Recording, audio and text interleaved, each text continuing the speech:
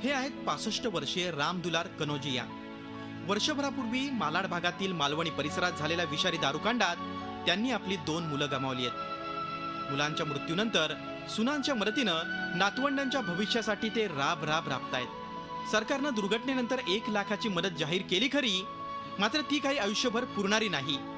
त्यामुळे आता या दुर्घटनेत कमावती व्यक्ती गमावलेल्या घरातल्या महिलेला कामावर जाण्याशिवाय पर्याय उरला नाही।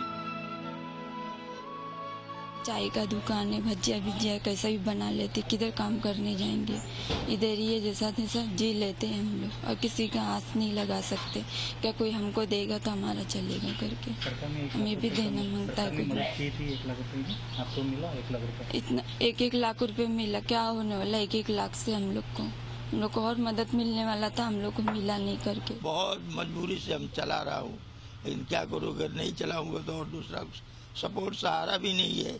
और गवर्नमेंट तो एक बार 1 लाख रुपया दे के इसके बाद तो कोई पूछने को देखने को भी नहीं आया, यहाँ कैसे जी रहे हो, कैसे क्या नहीं, यही सब चल रहा है साहब। और क्या मैं बोल सकता हूँ आगे। या दुर्घटनेला जबाबदार असलेल्या 18 जणांना पोलिसांनी अटक केली। 2 जण अद्याप फरार आहेत। पोलीस आणि एक्साइज डिपार्टमेंटवर प्रकरण शेकल्यानं हे दोन्ही विभाग सध्या तरी दक्ष आहेत। लोकांच्या मदतीनं अवैध दारू विक्रीवर आळा घालण्यात त्यांना यश आलंय।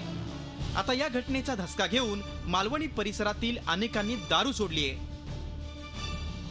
सबसे कि नए लोग जो इतना सुने और देखे उनमें घबराहट पैदा हुई और कम से कम 20% तो सुधार आ गया है। लोगों में बहुत अच्छा सुधार है।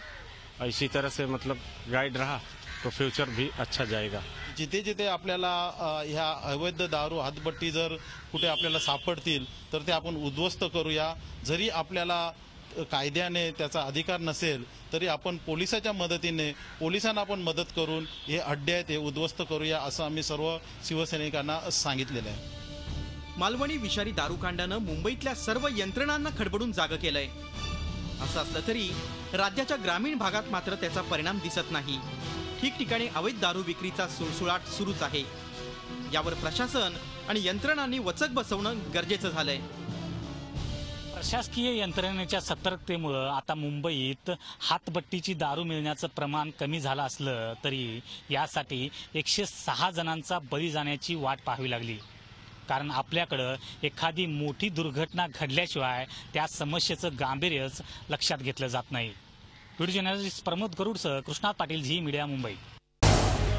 झी 24 तास रहा एक पाऊल पुढे।